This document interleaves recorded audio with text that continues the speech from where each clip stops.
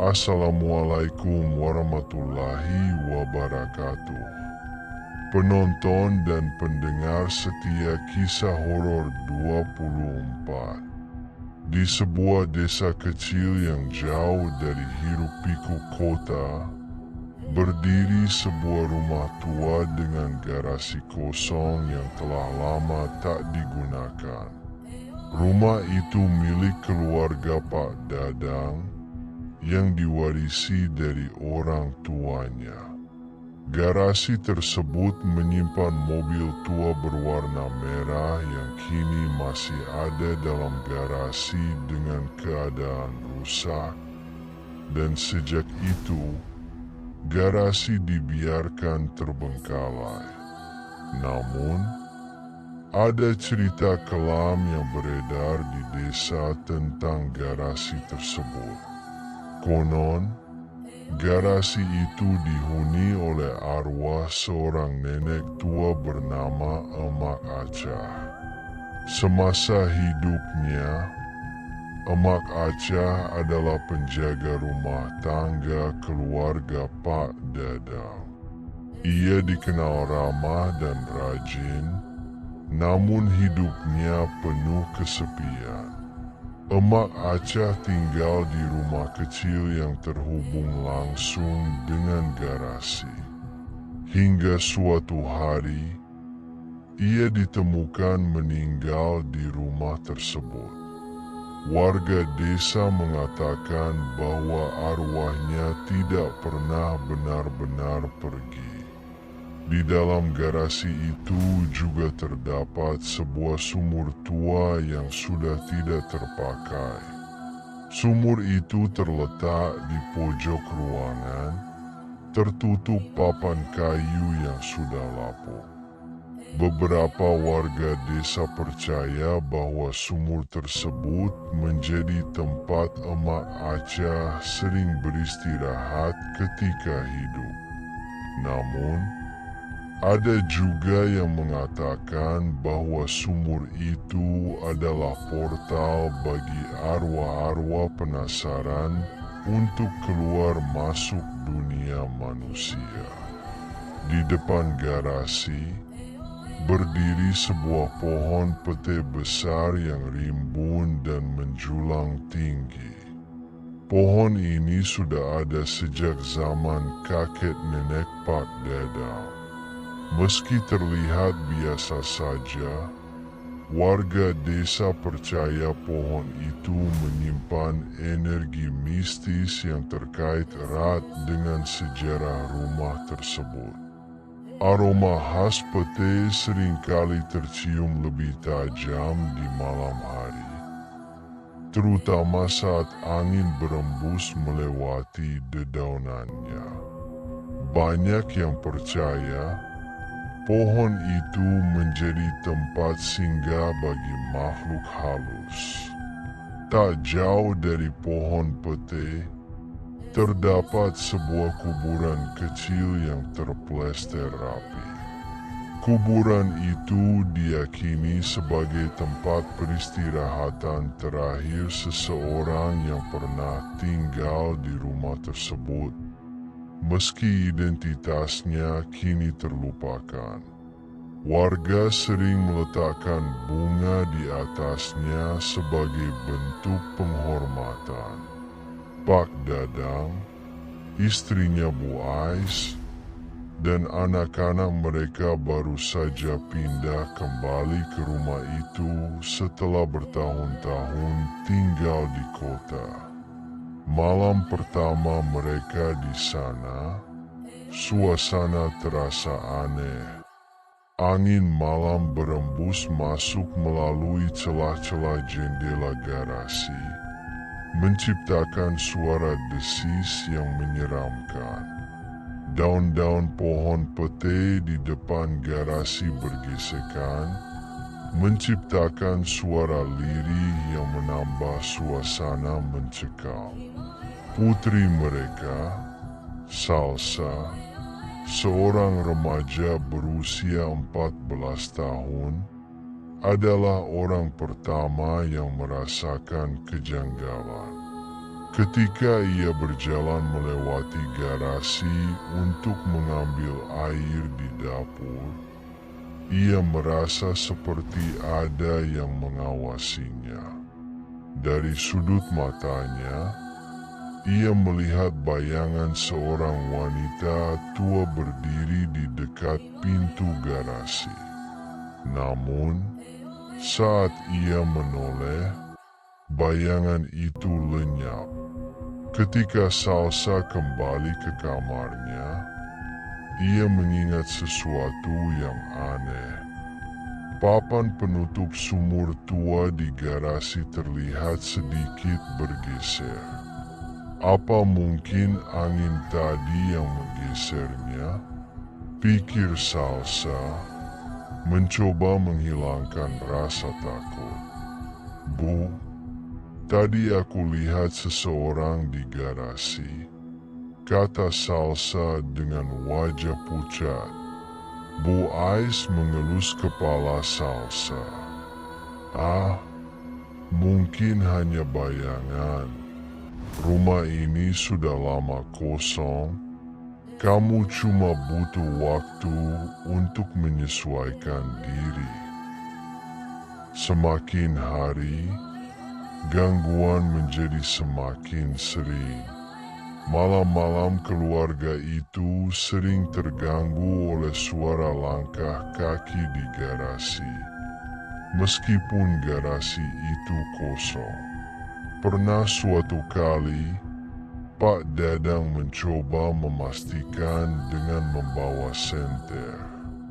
Namun, setiap kali ia memeriksa, ia hanya menemukan tumpukan barang-barang tua yang berdebu. Puncaknya terjadi pada malam Jumat Kliwon. Ketika seluruh keluarga sedang tidur, terdengar suara ketukan pelan di pintu garasi yang terhubung dengan dapur. Salsa yang sedang terjaga mendengar suara itu dan memberanikan diri untuk mengintip melalui celah pintu. Ia melihat seorang nenek tua dengan rambut putih kusut dan mata cekung menatapnya. Nenek itu mengenakan kebaya lusuh dan tersenyum tipis, membuat bulu kuduk Salsa berdiri. Saat pagi menjelang, Salsa menceritakan hal itu kepada Pak Dadang.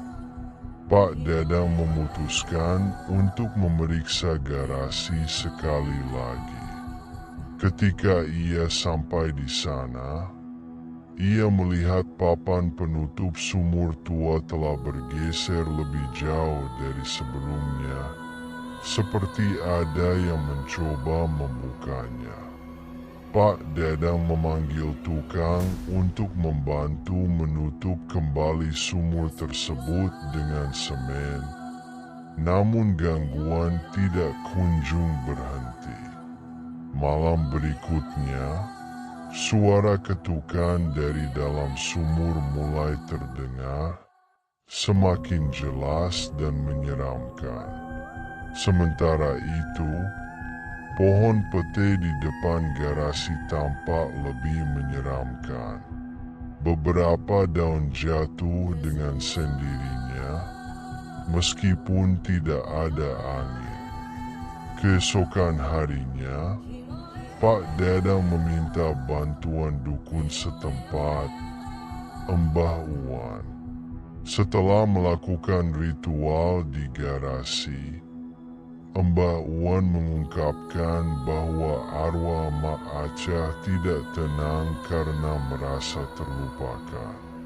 Selain itu, sumur tua di dalam garasi juga menyimpan energi negatif yang menjadi penghalang bagi Embok Sumi untuk pergi dengan damai. Beliau tidak berniat jahat, hanya ingin mengingatkan kalian untuk mengenangnya, kata Mbak Uwan. Namun, Sumur ini juga perlu disucikan agar tidak menjadi jalan keluar bagi makhluk lain. Mbak Wan juga memperhatikan pohon pete di depan garasi. Menurutnya, pohon itu telah menjadi tempat singgah energi-energi gaib yang terhubung dengan rumah tersebut. Pohon ini tidak berbahaya, tapi harus dihormati. Jangan sampai menebangnya tanpa alasan yang jelas. Pesannya, ia juga memperingatkan untuk tidak mengusik kuburan kecil di dekat pohon itu, karena energi yang bersemayam di sana sangat sensitif. Mendengar itu, Pak Dadang merasa bersalah.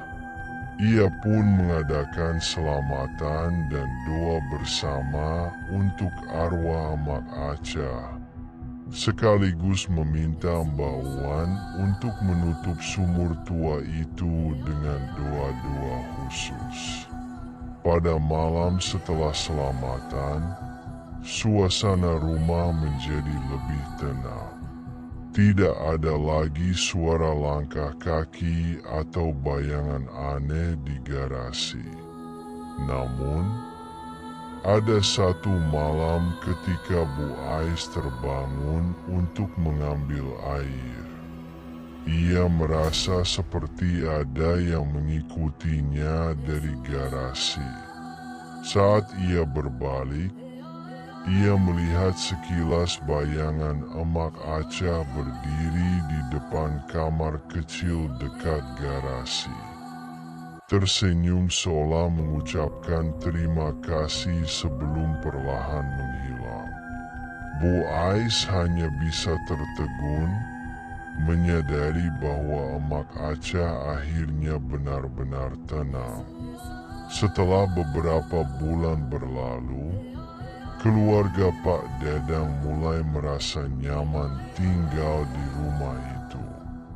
Namun, suatu ketika, seorang sepupu Pak Dadang bernama Angga datang berkunjung dan menginap. Angga yang dikenal suka usil mencoba mengusik suasana mistis rumah itu. Malamnya, ia memasang kamera di garasi dengan harapan menangkap sesuatu yang aneh. Pagi harinya, Angga dengan penuh semangat memutar rekaman di hadapan seluruh keluarga. Awalnya, rekaman hanya menampilkan garasi kosong. Namun, tepat pada tengah malam, terlihat sesosok bayangan melintas di depan kamera. Wajah Angga berubah pucat dan ia langsung memutuskan untuk menghapus rekaman itu. Ia bersumpah tidak akan lagi mengusik arwah di rumah tersebut. Meski gangguan telah berhenti, garasi itu tetap dibiarkan kosong. Keluarga Pak Dadang percaya bahwa Emak Aca masih ada di sana, menjaga rumah seperti yang selalu ia lakukan semasa hidupnya. Kini, setiap kali keluarga itu melewati garasi, mereka menyempatkan diri untuk menyapa, seolah berbicara dengan seorang anggota keluarga yang sudah tiada. Bagi mereka, garasi kosong itu bukan lagi tempat menyeramkan, melainkan rumah bagi kenangan yang abadi. Pak Dadang pun memutuskan untuk menambahkan lilin kecil dan bunga di sudut garasi sebagai penghormatan kepada Emak Aca. Setiap kali angin malam berembus membawa aroma bunga melati, Keluarga itu merasa seolah Mak Aca tersenyum dari dunia lain, bahagia karena akhirnya dikenang dengan cinta dan penghormatan. Pohon pete di depan garasi tetap dibiarkan tumbuh, menjadi saksi bisu atas cerita yang pernah terjadi di rumah itu. Kuburan kecil di dekatnya juga dijaga dengan baik, menjadi bagian dari sejarah yang tak terlupakan. Terima kasih telah menonton video channel kami. Tunggu video kisah horor 24 berikutnya. Jangan lupa like, subscribe, komen, share, dan klik lonceng notifnya agar tidak ketinggalan cerita kisah horor berikutnya.